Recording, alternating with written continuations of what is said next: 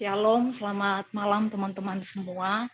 Shalom. Baik, pada malam hari ini kita kembali dipertemukan dalam gathering online untuk kita beribadah bersama-sama meskipun secara virtual, tapi kita tetap menyatukan hati kita untuk kita menyembah Tuhan. Dan sebelumnya kita akan berdoa ya. Mari kita berdoa. Terima kasih. Kami bersyukur pada malam hari ini kami boleh dipersatukan dalam gathering online ini Tuhan, untuk kami boleh bersama-sama beribadah, dan biarlah Tuhan lewat pertemuan kami, lewat ibadah kami pada malam hari ini Tuhan, kami boleh mendapatkan Tuhan berkat yang baru Tuhan, setiap apa yang boleh kami dengarkan, yang boleh kami sharingkan lewat firman Tuhan pada malam hari ini. Terima kasih Tuhan Yesus, terima kasih. Kami menyerahkan Tuhan untuk waktu selanjutnya hanya ke dalam tangan Tuhan. Biarlah Tuhan yang memimpin kehidupan kami, memimpin setiap hati dan pikiran kami Tuhan, sehingga kami benar-benar Tuhan fokus untuk beribadah, untuk kami boleh mencari apa yang menjadi kesukaan Tuhan di dalam kehidupan kami. Terima kasih Tuhan Yesus, Engkau memberkati Tuhan setiap pelayan-Mu pada malam hari ini Tuhan, terlebih khususnya buat hamba-Mu yang akan menyampaikan kebenaran firman-Mu. Biarlah Tuhan Engkau yang mengurapi dia Tuhan, sehingga setiap perkataan yang keluar dari bibir mulutnya Tuhan boleh berasal daripada kebenaran firman-Mu, dan setiap kami yang mendengarkan firman-Mu, kami boleh mengerti dan boleh kami lakukan di dalam kehidupan kami Tuhan. Terima kasih Tuhan Yesus, hanya di dalam nama Tuhan Yesus, haleluya, amin. Oke teman-teman, karena malam hari ini tidak ada yang bertugas untuk WL, sebenarnya sudah ada yang bertugas ya, tapi karena malam hari ini mungkin ada halangan, tadi nggak ada informasi, untuk waktu selanjutnya saya serahkan kepada pembicara. Oke, thank you semua buat waktunya. Ini langsung aja ya? Iya, nggak apa-apa Kak, langsung aja. Oke, siap. Ya. Oke, shalom buat kita semuanya. Mungkin ada ya Satya lah yang kenal saya ini, tapi sobatku apa kabar? Sehat? ya sehat. Oke. Nah, teman-teman, sebelum saya menyampaikan firman Tuhan, kata orang dunia itu ya, tak kenal maka tak sayang, tapi di dalam Tuhan itu tak kenal sayang, apalagi semakin kenal gitu. Itu perbedaannya. Jadi saya mau memperkenalkan diri terlebih dahulu. Nama saya Audi Carson Bancin. Saya berasal dari Aceh, teman satu daerah Ripka gitu. Tapi hanya beda tempat doang. Nah, terus apa lagi ya? Sekarang berdomisili di Bandung dan pelayanan di GBI Pasir Koja, dan pendidikan baru saja menyelesaikan S1 itu. Hanya nunggu wisuda nanti bulan 10 gitu. Mungkin sekian perkenalan singkat. Mungkin kalau teman-teman mau kenal lebih lanjut nanti bisa kontak-kontak aja. Oke, teman-teman, pada kesempatan kali ini saya memberikan tema itu kasih dan pengampunan. Boleh teman operator bisa menampilkan PowerPoint-nya?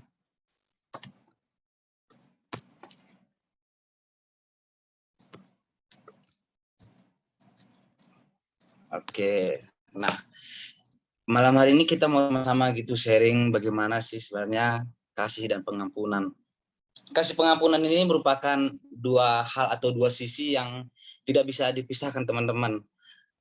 Umpama gini, orang yang mengasihi atau saya mau mengasihi tapi saya tidak mengampuni. Atau teman-teman pernah mengalami nggak sih, saya mengasihi dia tapi saya nggak mengampuni dia gitu. Atau saya mengampuni kesalahannya tapi saya cuek sama dia, terus nggak peduli sama dia gitu. Mungkin kita pernah mengalami hal seperti itu. Ternyata dari apa yang kita alami itu, ternyata kasih dan pengampunan ini adalah dua hal yang tidak bisa dipisahkan dalam kehidupan kita. Karena kasih ini berkaitan dengan pengampunan. Kita tidak bisa mengasihi orang kalau kita tidak mengampuni dia. Dan kita tidak bisa mengampuni orang kalau kita tidak mengasihi dia. Sehingga kita perlu dua-duanya melakukan ini. Dan kita tahu juga bahwa kasih merupakan ciri khas orang Kristen, karena Tuhan Yesus adalah kasih. Jadi ada perbedaan antara kita dan orang-orang dunia, teman-teman. Kalau orang dunia mungkin mengasihi karena ada sesuatu, tapi karena kita yang percaya pada Tuhan Yesus, kita mengasihi dengan apa adanya. Karena Yesus sudah menjadi kasih bagi kita, dan kita melakukan kasih itu kepada orang. Dan hal-hal yang penting juga dalam mengasihi adalah kita tidak boleh membenci orang yang menyakiti kita, teman-teman, karena firman Tuhan berkata, kasihlah musuhmu dan berdoalah bagi mereka. Ternyata kita orang percaya ataupun anak-anak Tuhan gitu, kita tidak boleh ternyata menyakiti ataupun membuang orang yang menyakiti kita. Karena firman Tuhan tadi sangat jelas, meskipun membenci kita, meskipun orang musuh kita, tetapi kita tetap mengasihi mereka. Karena kita adalah anak-anak kasih, yaitu anak-anak Yesus. Tetapi berbicara tentang pengampunan, pengampunan merupakan suatu tindakan yang kita lakukan ketika kita mengalami mungkin ejekan, mungkin cacian atau difitnah orang, kita bisa mengampuni. Seperti contoh yang diberikan Tuhan Yesus, teman-teman. Kalau kita baca Alkitab di dalam Matius 18 ayat 21 sampai 35, di situ Tuhan Yesus memberikan suatu perumpamaan bagaimana tentang pengampunan. Dan kalau kita baca secara keseluruhan, maka kita akan mengambil suatu kesimpulan, yaitu kita tidak berhak untuk tidak ada yang namanya mengampuni orang bersalah kepada kita, karena Tuhan Yesus mengampuni kita. Mungkin kita mengalami ataupun berbuat dosa, ataupun kita sering membuat hati Tuhan sakit, tapi pernah nggak sih teman-teman tidak merasakan pengampunan dari Tuhan? Percaya Tuhan selalu mengampuni kita. Oleh karena itu, sikap hati kita sebagai anak Tuhan adalah kita harus benar-benar tahu bagaimana sebenarnya cara mengasihi dan mengampuni itu. Dan kita malam hari ini kita mau belajar dari satu tokoh di dalam kitab Perjanjian Lama, teman-teman. Kita mau buka Alkitab kita di dalam Kejadian 45 ayat 1 sampai 8. Kita mau belajar dari tokoh ini.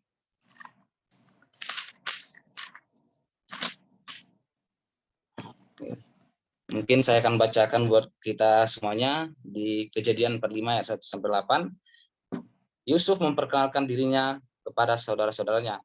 Ketika itu, Yusuf tidak dapat menahan hatinya lagi di depan semua orang yang berdiri di dekatnya. Lalu berserulah ia, suruhlah keluar semua orang dari sini. Maka tidak ada seorang pun yang tinggal di situ sama-sama Yusuf. Ketika ia memperkenalkan dirinya kepada saudara-saudaranya, setelah itu menangislah ia keras-keras sehingga kedengaran kepada orang Mesir dan kepada seisi istana Firaun. Dan Yusuf berkata kepada saudara-saudaranya, akulah Yusuf, masih hidupkah Bapa? Tetapi saudara-saudaranya tidak dapat menjawabnya, sebab mereka takut dan gemetar menghadapi dia. Lalu kata Yusuf kepada saudara-saudaranya, marilah dekat-dekat. Maka mendekatlah mereka, katanya lagi, akulah Yusuf, saudaramu yang kamu jual ke Mesir. Tetapi sekarang janganlah bersusah hati dan janganlah menyesali diri, karena kamu menjual aku ke sini untuk memelihara kehidupan. Allah menyuruh aku mendahului kamu, karena telah 2 tahun ada kelaparan dalam negeri ini, dan selama 5 tahun lagi orang tidak akan membajak atau menuai. Maka Allah telah menyuruh aku mendahului kamu untuk menjamin kelanjutan keturunanmu di bumi ini dan untuk memelihara hidupmu, sehingga sebagian besar daripadamu tertolong. Jadi bukanlah kamu yang menyuruh aku ke sini, tetapi Allah. Dialah yang menyuruh aku. Dialah yang telah menempatkan aku sebagai bapa Firaun dan tuan atas seluruh istananya dan sebagai kuasa atas seluruh tanah Mesir. Amin. Oke, teman-teman, mungkin kita sering membaca ya kisah tentang Yusuf ini ya. Bagaimana kronologinya atau kejadian yang dialami Yusuf, bagaimana ketidakadilan yang dialami terhadap saudara-saudaranya kepada dirinya. Mungkin kita sering membaca ataupun kita sering mendengar khotbah-khotbah gitu, tetapi kita mau meng-highlight teman-teman bagaimana kisah Yusuf ini kita ambil satu pelajaran untuk kita bisa mengasihi dan mengampuni orang. Oke, boleh slide-nya dilanjut.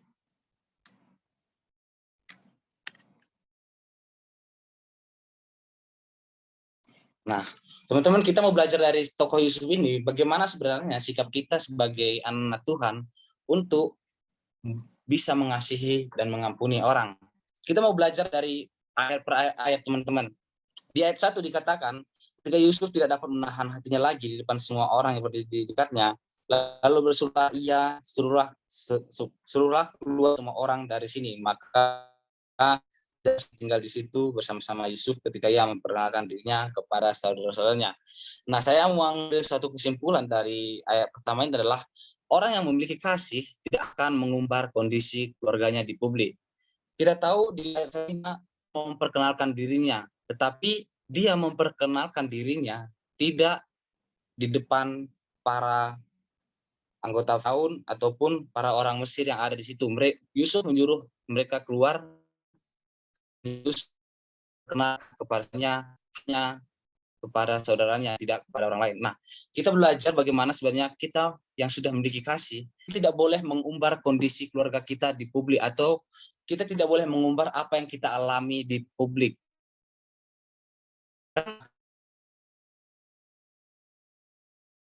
Ketika kita mengumbar sesuatu dengan suatu kelaan sehingga kita bisa, tetapi kalau ada masalah, kalau ada orang membenci kita, menganiaya kita, kita tidak perlu mengumbar-umbarnya di publik. Hanya kita konsumsi di hati kita dan kita bercerita kepada Tuhan. Saya percaya setiap orang yang memiliki kasih dan memiliki pengampunan, maka dia bisa menjaga omongannya, dia bisa menjaga tangannya untuk tidak memperbesar masalah yang sedang dialami. Tetapi ketika orang yang memiliki kasih dan pengampunan, maka dia bisa menggunakan mulutnya, perkataannya dengan baik, sehingga apapun yang dibuatnya, apapun yang dibuat dalam kehidupannya, maka dia tidak pernah mengumbar-umbar di publik, teman-teman, keadaan keluarganya. Karena di dalam keluarga sangat sering yang namanya percekcokan, sering mengalami permasalahan. Tetapi meskipun kita sedang mengalami masalah di dalam keluarga kita, kita tidak boleh mengumbar-umbarnya, teman-teman. Karena sejeleknya keluarga, itu keluarga kita juga. Tentu, marilah kita memiliki sikap bisa menjaga keluarga dalam publik. Keluarga kita tetap baik, teman-teman, karena kita memiliki kasih. Oke, selanjutnya cepat aja ya. Oke. Nah, Bella di sini dikatakan setelah ia keras-keras sehingga kedengaran kepada Mesir dan kepada seisi istana Firaun.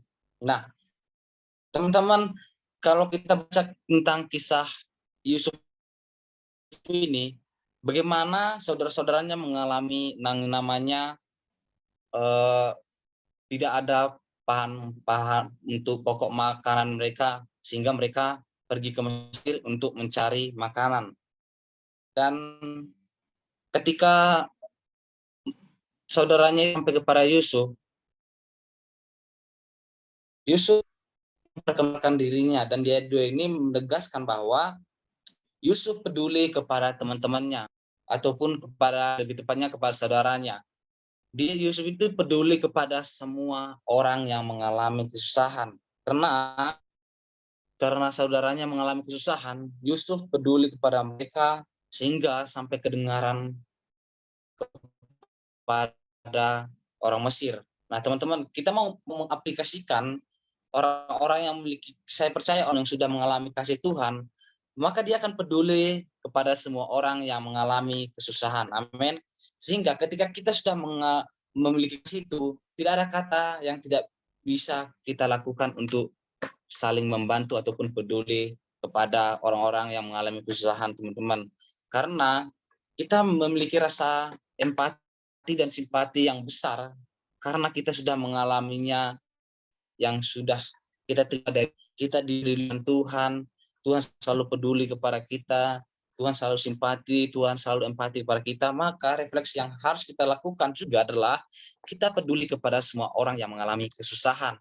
Sehingga melalui kehidupan kita, orang akan melihat, teman-teman, siapa sih yang Tuhan kita sembah melalui perbuatan kita, melalui tindakan kita, maka orang akan melihat, ternyata kehidupan orang Kristen ternyata seperti ini, gitu. Kita mau membawa suatu perubahan terhadap lingkungan masyarakat kepada orang-orang yang lagi membutuhkan pertolongan ataupun membutuhkan diri kita mau ada selalu bagi mereka karena kita adalah orang-orang yang Tuhan pilih untuk mengasihi mereka, teman-teman. Oke, selanjutnya.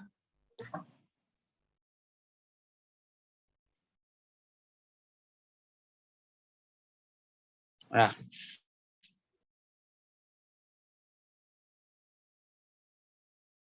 selanjutnya adalah orang yang mengalami masalahnya. Di ayat 4 dikatakan di sini, lalu kata Yusuf kepada saudara-saudaranya, marilah dekat-dekat, maka mendekatlah mereka, katanya, akulah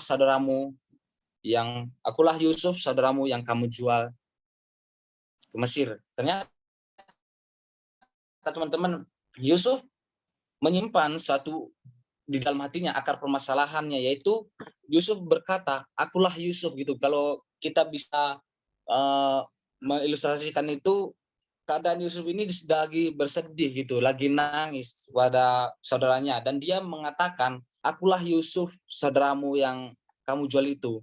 Kalau saya berada di posisi saudara itu, saya tidak akan tahan gitu mendengar perkataan Yusuf itu, karena dilihatnya ternyata saya begitu kepentingan diri saya sendiri gitu. Maka Yusuf, inilah akar permasalahan yang dialami Yusuf dengan saudara-saudaranya, yaitu Yusuf berkata, akulah Yusuf, saudaramu yang kamu jual itu. Inilah akar permasalahannya, sehingga kita mau ambil suatu tindakan aplikasi, teman-teman, dari tindakan Yusuf ini, yaitu orang yang mengalami pengampunan dari Tuhan akan menyelesaikan semua akar masalahnya.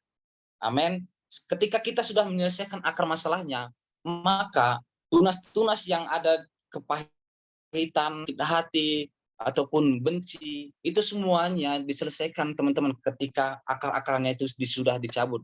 Tetapi kalau akarnya belum dicabut, maka ketika kita memotong hati, dengki, benci, maka perlahan-lahan itu akan tumbuh kembali, teman-teman. Karena permasalahannya ada di dalam akarnya. Tetapi saya percaya kita sebagai anak Tuhan yang sudah mengalami kasih Tuhan, yang sudah mengalami pengampunan, maka tidak ada kata yang tidak bisa kita selesaikan, karena Tuhan akan menolong kita. Maka kalau teman-teman memiliki masalah, memiliki permasalahan dalam kehidupan, ataupun sama teman, ataupun sama saudara, ataupun sama siapapun itu, marilah selesaikan semuanya dari akarnya masalahnya. Sehingga ketika kita sudah menyelesaikan dari akarnya, maka kita akan memiliki kebahagiaan, teman-teman. Semua rasa cabang-cabang kepahitan, sakit hati, benci, iri, semuanya itu sudah terselesaikan karena kita sudah mencabut semuanya dari kehidupan kita. Karena itu marilah hati kita sebagai anak Tuhan mau menyelesaikan apapun permasalahan besar kecil, kita mau menyelesaikan semuanya dari akar, jika tidak tumbuh yang pun cabang-cabang yang baru lagi, sehingga kehidupan kita semakin hari semakin berbuah, dan kehidupan kita semakin hari semakin mudah untuk mengenai orang-orang yang membuat kesalahan kepada kita. Amin. Nah, yang selanjutnya kita akan belajar juga bagaimana sikap kita sebagai anak Tuhan untuk bisa mengasihi dan mengampuni. Next slide-nya.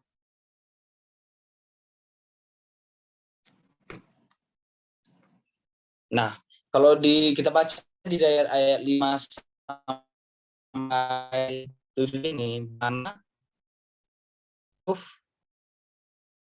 berkata, tetapi sekarang janganlah bersusah hati dan janganlah menyesali diri, karena kamu menjual aku sini, sebab untuk melihara kehidupanmu lah Allah menyuruh aku mendahului kamu. Ayat 7, maka Allah telah mendahului kamu untuk menjamin kelanjutan keturunanmu di bumi ini dan untuk melihara hidupmu, sehingga sebagian besar dari tertolong. Nah, Dan saya mengambil satu tindakan atau suatu aplikasi dari perkataan Yusuf ini ataupun tindakan yang dilakukan Yusuf ini, yaitu melihat segala masalah yang kita hadapi bukan dengan pemikiran yang negatif, tetapi mengubah dari sisi pemikiran positif untuk kebaikan kita, teman-teman.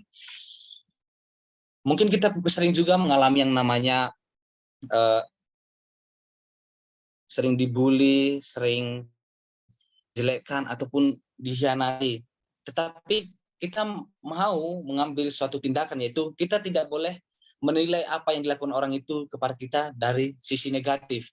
Ketika kita memikirkan negatif, maka secara otomatis tindakan kita juga akan negatif, teman-teman. Tetapi ubah kita, bagaimana kita menyadari bahwa apapun yang terjadi dalam kehidupan kita, semuanya atas izin Tuhan, semuanya oleh karena kehendak Tuhan, dan semuanya untuk kebaikan kepada kita. Dan kita ubah dari sisi yang negatif menjadi sisi pemikiran yang positif. Sehingga ketika kita memikirkan hal yang positif, maka tindakan kita juga akan bertindak secara negatif, maka tindakan kita akan negatif dan itu akan merugikan diri kita sendiri. Tetapi ketika kita memikirkan dari sisi positif, tindakan kita positif, maka itu akan menguntungkan kita untuk kebaikan kita. Kita percaya sebagai anak Tuhan di dalam kehidupan kita atau di perjalanan kehidupan kita, tidak pernah yang namanya ditinggalkan Tuhan, teman-teman. Sekecil apapun permasalahan kita ataupun sekecil apapun yang kita alami, Tuhan tidak pernah meninggalkan kita. Kenapa? Karena Dia adalah Bapa kita yang setia, yang selalu beserta kita gitu. Kalau kita baca di dalam ayat 5 dan 7 tadi, ternyata apa yang selama ini dipikirkan Yusuf, dia jawab di dalam ayat 5 sama 7 ini, teman-teman. Mungkin sebelum dia menjawab ini, dia memikir, ini saya mungkin disuruh ke sini untuk kepentingan seseorang gitu. Tetapi Yusuf berkata, aku ke sini dan Yusuf berkata pada saudaranya, kalian menjual ini itu karena Tuhan memiliki rencana, yaitu untuk memelihara kehidupan saudara-saudaranya, sehingga dikatakan tadi dapat saudara-saudaranya itu ataupun keturunan saudaranya itu dapat terpelihara sebagian. Oleh karena itu, kalau kita mengalami suatu permasalahan, teman-teman, ataupun mengalami suatu problema dalam kehidupan kita, marilah kita ubah pola-pola pikir kita yang mungkin dahulu menilai segala sesuatu dari sisi negatif. Tetapi malam hari ini kita mau diingatkan dari tokoh Yusuf ini, apapun yang kita alami, kita mau belajar dari pemikiran yang positif. Karena pemikiran positif akan mendatangkan kebaikan kepada kita. Sehingga melalui itu, maka kita akan mengerti, oh ternyata kemarin sewaktu saya mengalami masalah ini, ternyata untuk tujuan ini, untuk karakter saya dibentuk, supaya untuk kesabaran saya lebih dipersabar lagi, supaya kehidupan saya lebih setia lagi, lebih taat lagi, maka kita akan melihat sepanjang pemeliharaan Tuhan melalui permasalahan-permasalahan yang kita hadapi. Ataupun kita mau melihat itu, yaitu satu tokoh, yaitu Ayub, teman-teman. Orang yang saleh, kalau kita baca di dalam kitab Ayub, satu kata pun Ayub tidak pernah mengutuki Tuhan. Satu kata pun tidak pernah mengutuki Tuhan. Karena dia sadar, teman-teman, apapun yang terjadi dalam kehidupan dia, semuanya mendatangkan kebaikan dia. Dan kita lihat ending di Ayub itu, yaitu Ayub 42 ayat 10 itu, Tuhan melipat gandakan dari apa yang sudah Ayub miliki sewaktu sebelum mengalami yang namanya pencobaan ataupun ujian dari Tuhan. Mungkin ternaknya 10.000, Tuhan melipat gandakan menjadi 20.000 karena Allah melihat kesetiaan yang dialami oleh Ayub. Begitu juga kita sebagai orang percaya, ketika kita mengalami suatu permasalahan, kita mau ambil komitmen bahwa kita menilainya dari sisi positif. Dan kita menilai ini untuk kebaikan saya. Sehingga ketika kita memiliki pemikiran itu, teman-teman, maka percayalah, kita akan semakin hari semakin melihat pemeliharaan Tuhan yang luar biasa. Kita semakin melihat pekerjaan Tuhan yang sangat luar biasa di dalam kehidupan kita. Oke, kita percaya sebagai anak Tuhan, kita semakin hari menjadi orang-orang yang memiliki pemikiran yang positif dalam kehidupan kita. Selanjutnya boleh di next, yang terakhir mungkin. Nah, kapan dikatakan di sini teman-teman, jadi bukanlah kamu yang menyuruh aku ke sini, tetapi Allah. Dialah yang telah menempatkan aku sebagai bapa bagi Firaun dan tuan atas seluruh istananya dan sebagai kuasa atas seluruh tanah Mesir. Nah, kita kalau kita baca kisah Ayub ini, kisah Yusuf ini, Yusuf adalah orang nomor 2 di Mesir sebelum Firaun. Seluruh kuasa Mesir ada di tangan Yusuf. Sehingga kita melihat begitu banyak perjalanan ataupun proses yang dialami oleh Yusuf ketika dia dicobai Potifar, ketika dia di penjara, ketika dia melayani dan dipenjarakan lagi. Begitu banyak proses-proses yang berat ataupun proses-proses yang dialami oleh Yusuf. Tetapi ketika dia memiliki kasih dan pengampunan, maka kita lihat endingnya bagaimana Yusuf diangkat menjadi nomor 2 ataupun Perdana Menteri di Mesir. Nomor 2 setelah Firaun. Nah, kita mau ambil satu refleksi ataupun suatu aplikasi dalam kehidupan kita. Orang-orang yang mengalami kasih pengampunan, hidupnya akan mengalami peningkatan teman-teman. Amin. Ketika kita memiliki kasih dan pengampunan, percayalah teman-teman, kita akan memiliki hidup yang mengalami peningkatan, baik peningkatan secara karakter, peningkatan secara keuangan mungkin, ataupun promosi dari Tuhan. Semakin kita memiliki kasih, semakin kita memiliki pengampunan, maka hidup kita akan selalu memiliki terobosan-terobosan yang besar dari Tuhan. Sehingga ketika kita mengalami ini teman-teman, ini bukan satu tujuan yang tidak ada gunanya. Tuhan selalu merencanakan yang terbaik bagi kita untuk kemuliaan bagi namanya. Sehingga melalui kehidupan kita, orang-orang akan mengalami kasih dan pengampunan juga karena kita terlebih dahulu mempraktekannya. Oleh karena itu mungkin sharing saya tidak terlalu panjang gitu, tetapi kesimpulan yang kita mau ambil dari tentang kisah ataupun perjalanan kehidupan kita tentang kasih dan pengampunan, marilah kita tetap memiliki kasih dan pengampunan dalam kehidupan kita. Karena orang yang mengalami kasih dan pengampunan itu, apapun yang terjadi dalam kehidupannya, dia tidak pernah mengumbar kepada publik. Dan apapun yang terjadi kepadanya, dia akan tetap peduli kepada orang. Apapun terjadi dalam kehidupan kita, kita tetap bisa mengampuni dan kita menyelesaikan segala akar-akarnya. Apapun terjadi dalam kehidupan kita, kita melihat semuanya dari sisi positif. Dan yang terakhir, ketika kita sudah mengalami kasih dan pengampunan ini, apapun yang kita alami, maka Tuhan akan memberikan terobosan ataupun promosi melalui kehidupan kita, teman-teman. Sehingga kehidupan kita sebagai anak Tuhan akan semakin diberkati dan memiliki hidup yang berkelimpahan. Oke, mungkin itu saya teman-teman yang bisa saya sampaikan ataupun saya sharingkan pada malam hari ini. Biarlah kita benar-benar anak Tuhan yang bisa mengasihi gitu, bisa mengampuni orang-orang yang membenci kepada kita, membuat kita tidak enak gitu. Karena perjalanan kehidupan ini sangat semakin hari semakin berat, teman-teman. Kita berbuat baik aja, tetap aja ada yang benci kita, apalagi kita berbuat salah gitu. Sehingga kita tidak bisa yang namanya mencari keamanan ataupun kenyamanan. Pasti ada aja orang yang akan membenci kita. Tetapi marilah kita belajar dari kisah Yusuf ini, kita tetap bisa mengasihi dan mengampuni orang-orang yang membuat kejahatan kepada kita, teman-teman. Mungkin itu saja.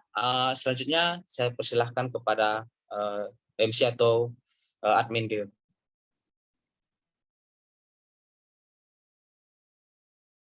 Oke, terima kasih buat Kak Audi, pembicara kita malam hari ini yang luar biasa. dengan tema kasih dan pengampunan.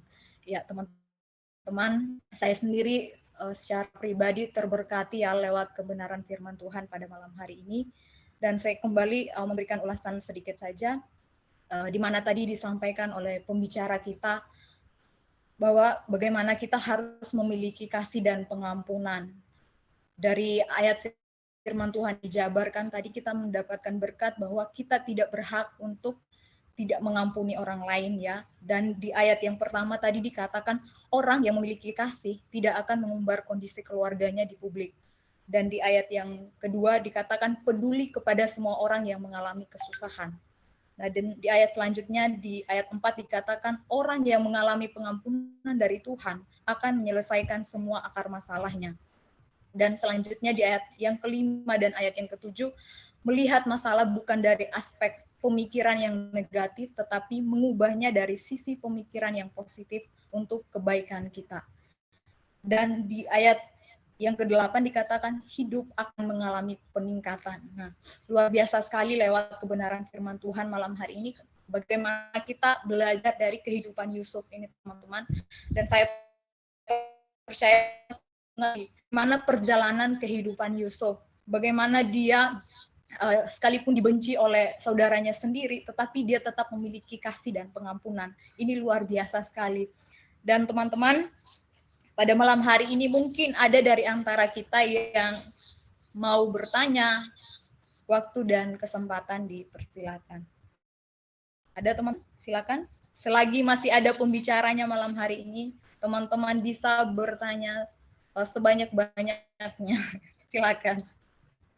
Mungkin ada yang masih kurang dimengerti. Silakan. Apakah ada? Atau mungkin ada yang kesaksian, boleh. Mungkin mengalami kejadian seperti Yusuf, boleh. Dalam kehidupannya, dalam kesehariannya mungkin. Silakan.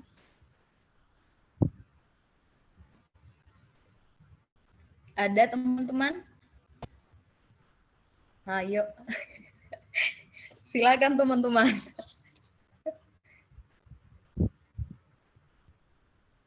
Kayaknya Bro Yonatan nih udah senyum-senyum, silakan.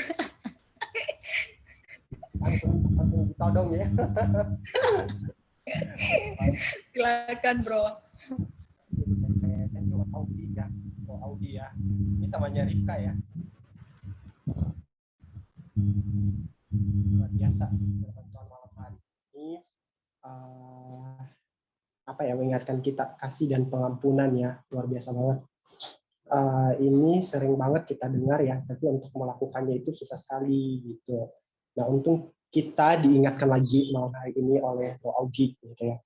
Kalau untuk bertanya kayaknya gue masih belum ada sih Bu Sekre ya, mungkin lebih kita santai aja ya teman-teman, nggak usah terlalu kaku banget ya. Kita santai aja malam hari ini. Kita terus belajar untuk melakukan firman Tuhan ini. Thank you Audi sekali lagi. Juga untuk teman-teman semua tetap semangat ya. Untuk Rifka nih yang udah keluar kota. Halo Rifka. Iya, halo Kak. Salam semua guys. Kayaknya Rifka sibuk banget sekarang ya, pelayanan di luar kota, semangat pelayanannya. Ya, thank you. Semakin tinggi pasti banyak tantangannya. Seperti yang dibilang Kak Audi tadi bahwa saat-saat ini mungkin semakin berat kayak gitu. Tapi Tuhan akan memakai kita lebih luar biasa lagi. Rifka juga. Ada Naomi juga yang baru lulus kemarin ya, yang baru lulus sudah, ada Kartini juga. Teman-teman semangat ya. Tetap melakukan firman Tuhan ya, kita melakukan kasih dan pengampunannya seperti yang dibilang Bro Audi malam hari ini. Dari aku itu aja sih Bu Sekre. Oke. Ya, terima kasih banyak Bro. Dari teman-teman yang lain apakah ada? Silakan. Ada? Atau saya harus tunjuk satu-satu ini? Sekre itu di kolom chat katanya mau kesaksian. Siapa ya?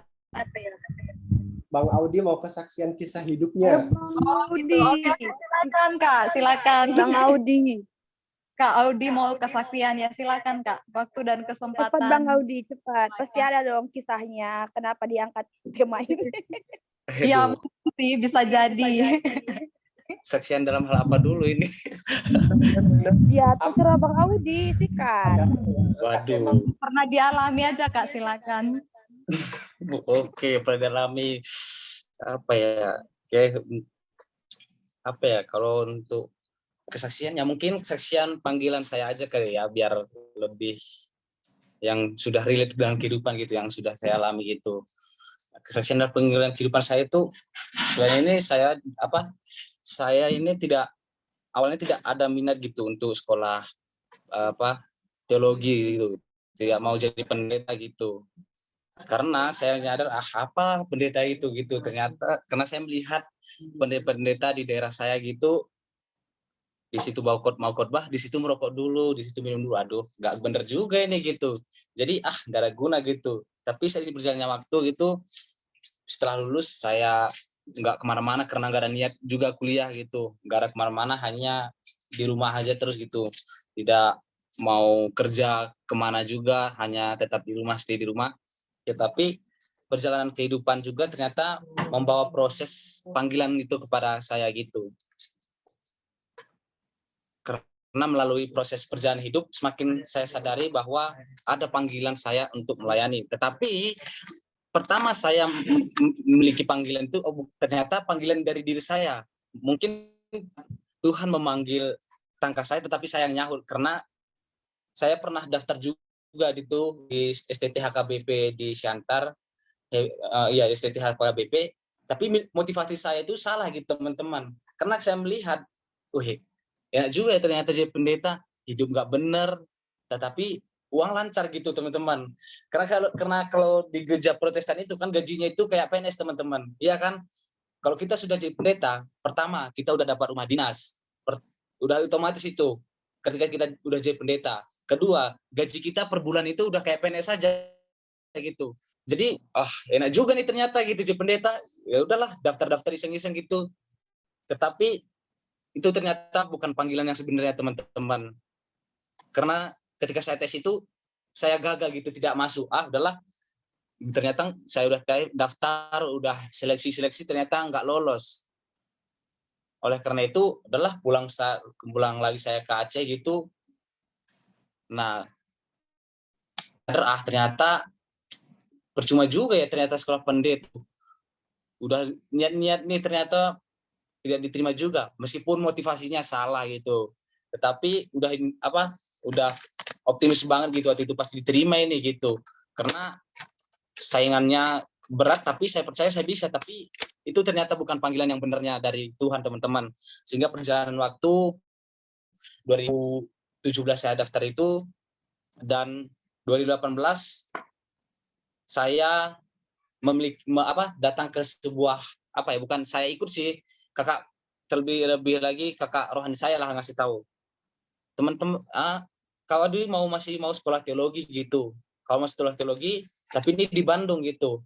Enggak mau lagi, aku bilang enggak minat lagi gitu, karena saya percaya enggak mungkin lagi lah panggilan gitu. Tapi selalu ditanya, ayolah aku anterin nih tempat pendaftarannya ke Pak Nale, Ripka pasti tahu itu Pak Nale gitu, ke Gembala JKI di sana. Bergumul dulu, tapi saya dalam hati udah bergumul aja gitu, beberapa bulan, 1 bulan, 2 bulan gitu, dan akhirnya saya memutuskan gitu teman-teman, dan saya memutuskan udahlah Tuhan, kali ini saya percaya waktu 2017 panggilan saya itu Tuhan yang panggil, tapi saya sendiri yang merasa dipanggil gitu. Ternyata bukan panggilan Tuhan, tetapi pada saat ini saya percaya Tuhan yang memanggil gitu teman-teman. Tuhan yang memanggil saya, ya udah saya ambil komitmen, saya daftar dan sampailah ke Bandung. Padahal kan kalau saya lihat nggak buat apa lagi kuliah gitu, udah berumur juga gitu teman-teman. Karena saya lulus SMA itu saya tahun 2015, jadi 3 tahun saya nganggur, tidak kemana-mana. Tapi karena saya memiliki panggilan itu, oke lah Tuhan, nggak apa-apa gitu. Datang sini saya melihat teman-teman semua masih baru lulus udah daftar kuliah, waduh, tapi nggak apa-apa lah gitu. Dan puji Tuhan karena panggilan itu saya bisa bertahan, bisa menyelesaikan pendidikan. Dan kesaksiannya itu ya, percayalah teman-teman, ketika Tuhan manggil kita tidak ada yang tidak bisa diselesaikan. Semuanya Tuhan bisa selesaikan. Mungkin menurut kita usia kita sudah lewat, mungkin kita tidak layak, tidak bisa berpartisipasi di dalam berkontribusi, tidak memiliki kapasitas. Tetapi saya percaya sebagai panggilan yang Tuhan berikan, Tuhan memberikan kita kelebihan dan keistimewaan yang lebih. Karena ketika kita dipanggil, Tuhan kita bukan main-main teman-teman. Tidak mudah memiliki panggilan dari Tuhan. Ketika kita juga menjalankan panggilan itu, maka kita akan melihat pekerjaan tangan Tuhan luar biasa seperti yang saya alami. Saya nggak menyangka saya bisa praktek ke NTT, saya bisa praktek di Bandung, bisa praktek kembali ke Aceh. Saya tidak menyangka, nggak mungkin lah gitu. Dan apa yang bisa saya kerjakan. Tetapi ketika panggilan Tuhan, saya mengerjakannya juga. Maka saya melihat kerjaan tangan Tuhan yang luar biasa. Dan sampai hari ini Tuhan tetap memelihara panggilan saya dan tetap menentukan panggilan saya untuk melayani Dia gitu. Mungkin itu aja kali ya, ataupun kesaksian itu tentang panggilan saya gitu menjadi hamba Tuhan ataupun sekolah teologi gitu teman-teman. Mungkin panggilan kita ataupun kesaksian kita beda-beda ataupun panggilan kita pribadi beda-beda, tetapi percayalah panggilan kita semua sama, yaitu melayani teman-teman. Sehingga ketika kita menghidupi panggilan kita, maka kehidupan kita semakin hari melayani Tuhan dan melayani yang Tuhan percayakan untuk kita layani. Amin. Nah, mungkin aja teman-teman sekasian saya, Tuhan Yesus memberkati. Oke, terima kasih buat Kak Audi. Luar biasa sekali ya kesaksiannya. Bagaimana perjalanannya sampai saat ini. Tuhan boleh memproses kehidupannya. Mungkin yang tadinya awalnya dia gagal gitu ya, tapi setelah itu ketika dia memiliki motivasi yang benar untuk melakukan apa yang Tuhan mau, di situ Tuhan membukakan jalan buat kehidupannya. Dan teman-teman pastinya kita juga memiliki kesaksian ya, kesaksian pribadi bagaimana perjalanan kita hingga sampai dengan hari ini. Nah, dari teman-teman mungkin masih ada lagi. Silakan. Apakah masih ada yang ingin bersaksi? Ya, Pak. Katanya yang enggak.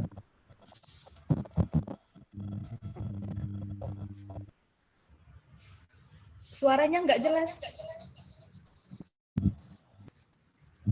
Kayaknya masih banyak Bursekre.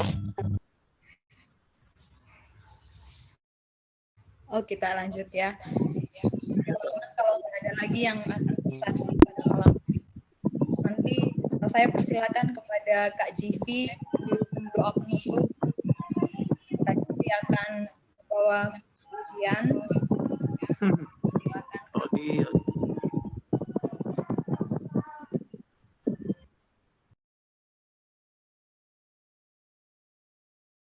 Oke, shalom semuanya. Baik, sebelum kita masuk sebelum masuk dalam doa, mari kita naikkan penyembahan ini. Terima kasih Tuhan.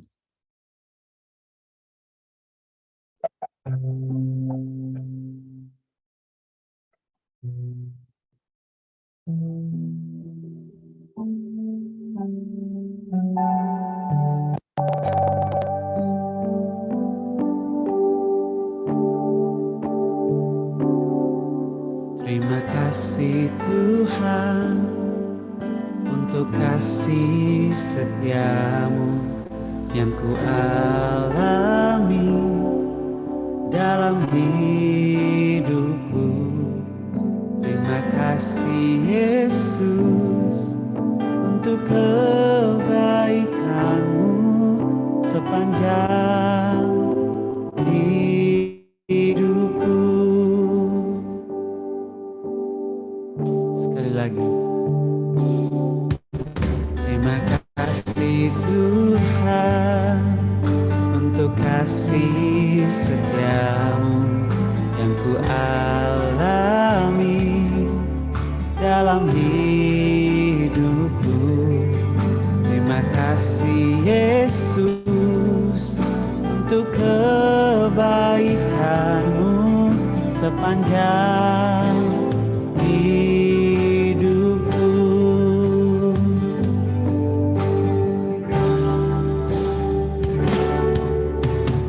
Terima kasih Yesusku buat anugerah yang Kau beri malam ini. Tuhan adakan syukur bagimu. Sekali lagi, terima kasih Tuhan. Terima kasih Tuhan untuk kasih setiamu yang ku alami dalam hidupku. Terima kasih Yesus untuk kebaikanmu sepanjang hidupku. Terima kasih Yesusku buat anugerah yang Kau beri malam ini. Tuhan adakan syukur bagimu. Terima kasih Yesusku buat anugerah yang Kau beri hari ini. Tuhan adakan syukur bagimu. Hari ini Tuhan adakan syukur bagimu. Hari ini Tuhan adakan syukur bagimu.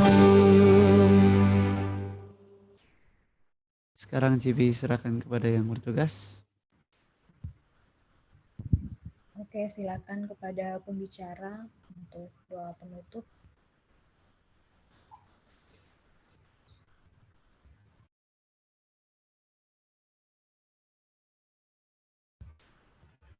Silakan Kak Audi.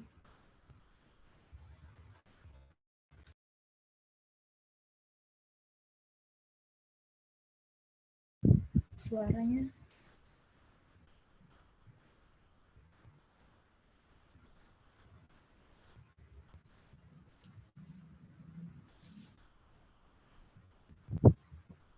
Silakan untuk doa penutup dari pembicara Kak Audi.